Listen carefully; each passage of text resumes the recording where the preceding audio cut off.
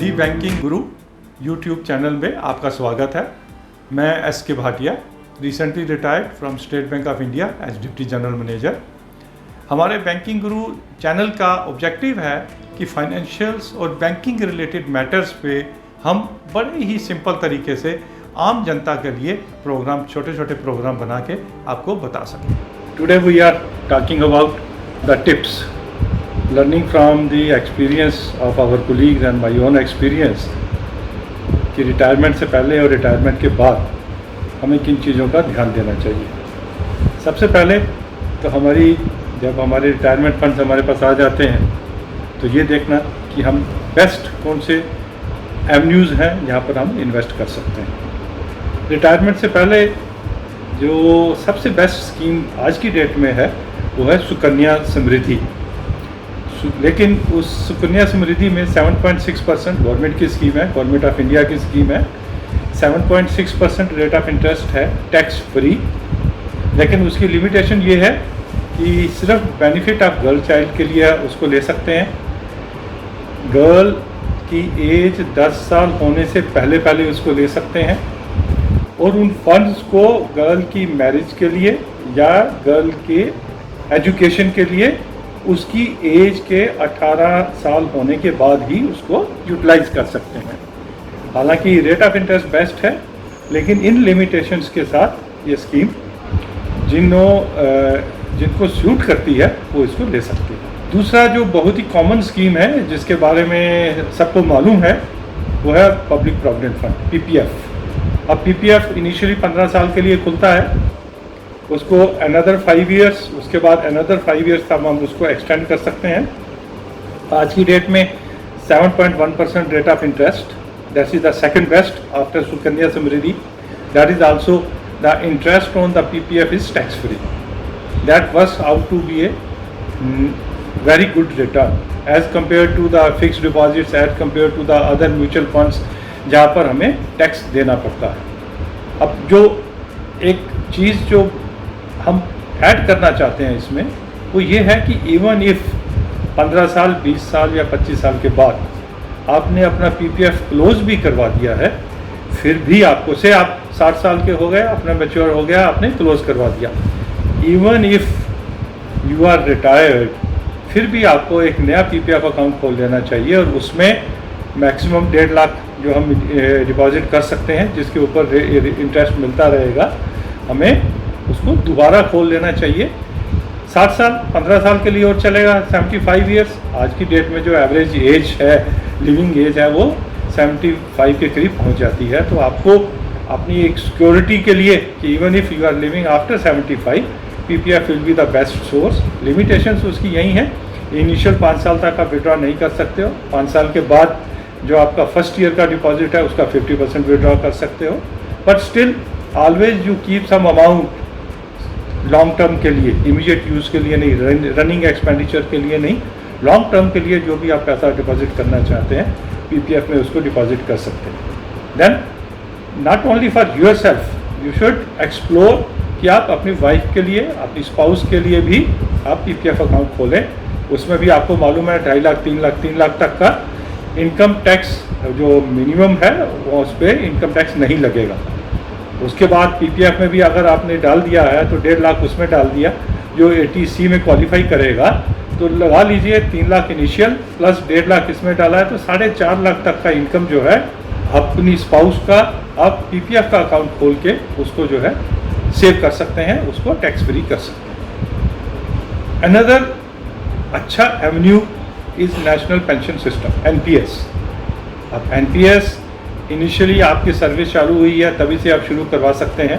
Not only that, retirement से 3 साल पहले अगर 50-50 हज़ार रुपया एनपीएस में आप जमा करवाते हैं तो आपकी डेट ऑफ रिटायरमेंट या date of your attaining 60 years of age 1.5 lakh रुपया हो जाएगा।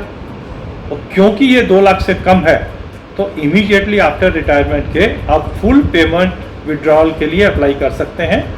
उसके ऊपर जो भी डिविडेंड बोनस मिलेगा वो आपको एडिशनल मिल जाएगा और आपका 1.5 लाख रुपया आपको वापस मिल जाएगा। नॉट ओनली दैट, एनपीएस में 50,000 रुपया जमा करवाया हुआ का रिबेट 80C में 1.5 लाख की रिबेट के एडिशनल 50,000 की रिबेट उसमें मिलती है।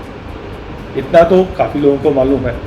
लेकिन जो आज मैं आपको बताने वाला हूँ कि आप एक एनपीएस की मैच्योरिटी के बाद 60 साल आपने 56 या 57 में अकाउंट खोला, 3 साल चलाया, 60 साल की एज में मैच्योर करवा लिया, अगेन मैच्योरिटी के बाद दोबारा आप अपना एनपीएस खोल सकते हैं। अगले 3 साल तक 50-50 हज़ार उसमें डालिए, या तो उसको कंटिन्यू करते रहिए अगर उसमें आपको पेंशन चाहिए। अगर नहीं चाहिए और आपको फंड चाहिए, 1.5 लाख 3 साल में आपका हो गया, अगेन यू विड्रा होने के बाद अगेन यू अप्लाई।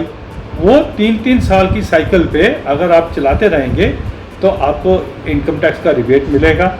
उसके ऊपर एनपीएस के ऊपर फंड्स में जो भी इक्विटी में इन्वेस्ट करने से जो रिटर्न आएगी वो भी मिलेगा। अच्छा बेनिफिट हो जाएगा उसमें। That is also a good option. एक और चीज़ जो हम रिटायरमेंट के बाद हमें गलती महसूस होती है वो ये है कि सरप्लस फंड हमारे पास काफ़ी आ गए, अब उसको जहाँ भी इन्वेस्ट करते हैं उसके ऊपर टैक्स लगेगा। लेकिन अगर हम थोड़ा सा प्लान करके चलें और रिटायरमेंट से 3 साल पहले हमारा जो प्रोविडेंट फंड रहता है, उस प्रोविडेंट फंड में अपनी इंस्टॉलमेंट को अगर हम इंक्रीज कर देते हैं, हम जनरली 8.33% हमारी सैलरी का उसमें डिपॉजिट होता है, अगर हम उसको 25% तक लेके चले जाते हैं 3 साल के बाद, जब आपको प्रोविडेंट फंड की मैच्योरिटी पे आपको फंड्स मिलेंगे तो उसके ऊपर टैक्स नहीं लगेगा।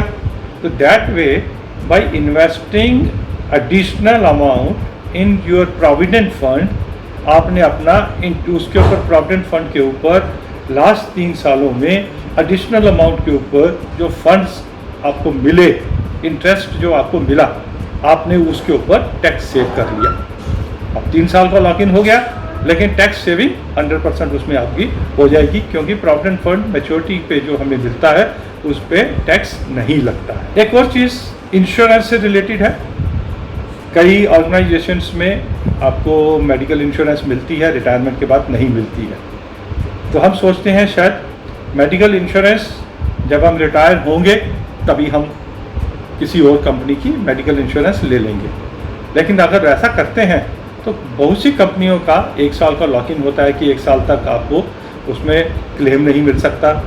और द बेस्ट जो रहता है कि रिटायरमेंट से 4 साल पहले आप अपना इंश्योरेंस कवर ले लीजिए, जिसमें आपको मेडिकल भी नहीं करवाना पड़ता है 4 साल पहले।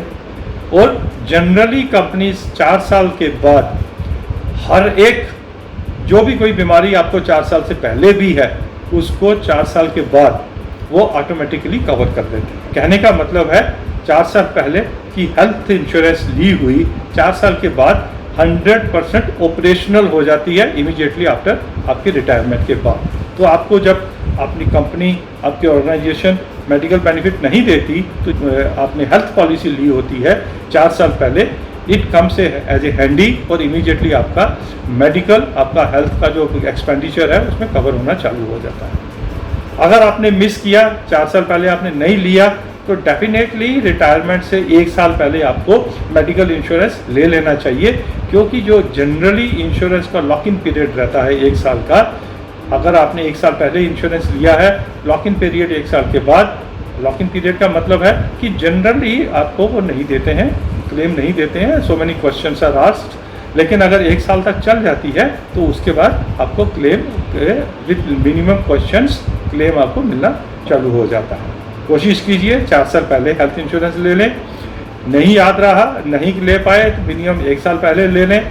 वो भी नहीं रहा तो आप रिटायरमेंट के समय तो डेफिनेटली आपको अपना हेल्थ इंश्योरेंस अपनी रिक्वायरमेंट के हिसाब से ले लेना चाहिए। और आज के कोविड के ज़माने में इस चीज़ का ध्यान रखिए, जो भी आप हेल्थ इंश्योरेंस लें उसमें कोविड भी कवर होना चाहिए। एक और हमारे जो इनिशियल हमारे अर्लियर स्टेजेस पे हमारे रहते हैं, से 35, 40, 45 साल का, जब उनके बच्चों की एजुकेशन के लिए जाना पड़ता है, हेफ्टी अमाउंट फॉरेन में MBA कराने के लिए, मेडिकल करवाने के लिए हेफ्टी अमाउंट हमें देना पड़ता है। हम जनरली हम अपने फंड्स को ही उसमें इन्वेस्ट कर देते हैं। ऐसा हमें नहीं करना चाहिए। हमें हमेशा अपने बच्चों की एजुकेशन के लिए या अपनी एजुकेशन के लिए जब कभी भी फंड्स इन्वेस्ट करने हैं तो बैंक लोन लेके उसको इन्वेस्ट कीजिए। उसका बेनिफिट ये रहता है अपनी एजुकेशन के लिए, अपनी बच्चों की एजुकेशन के लिए। जब भी हम लोन लेके एजुकेशन लेते हैं, उस लोन के ऊपर जो इंटरेस्ट लगता है वो हमारा टोटल इनकम में से इनकम टैक्स पर्पज़ के लिए एज ए रिबेट मिल जाता है। जैसे होम लोन में 1.5 लाख या 2 लाख का रिबेट मिलता है इंटरेस्ट का, एजुकेशन लोन के ऊपर इंटरेस्ट में कोई लिमिट नहीं है। It can be 2 lakh, 3 lakh, 5 lakh. तो जब कभी भी आप हायर एजुकेशन के लिए जाएं, एजुकेशन लोन लीजिए और उसके ऊपर लगने वाले इंटरेस्ट को आप इनकम टैक्स रिबेट में उसका बेनिफिट उठाएं। Thank you very much for watching this video. अगर आपको ये वीडियो अच्छा लगा तो हमारे इस चैनल को सब्सक्राइब कीजिए और अपनी फीडबैक भी हमें दीजिए अपने कमेंट्स के ज़रिए, ताकि हम फ्यूचर में अच्छे प्रोग्राम आपको दे सकें। और हमें यह भी बताइए कि किन टॉपिक्स के ऊपर आप ऐसे वीडियोस देखना चाहते हैं। धन्यवाद।